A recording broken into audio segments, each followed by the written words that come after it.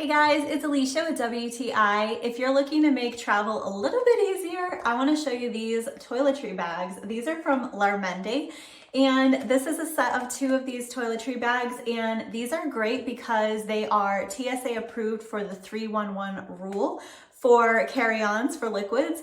So this takes a lot of the guesswork out of what you can bring with you. You can use this bag and it meets the requirements and it's clear, and it's really nice because it is so much more durable than one of those quart size plastic bags that tends to rip and just doesn't last. I have had these for quite a while and they have really stood the test of time, and I've taken them on lots of trips. So it's also nice because they have a zipper, which is super easy to use and just holds everything in place a lot better than one of the plastic zip top bags.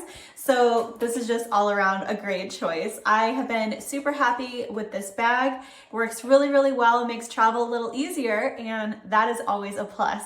So I would recommend it, and that's my point of view.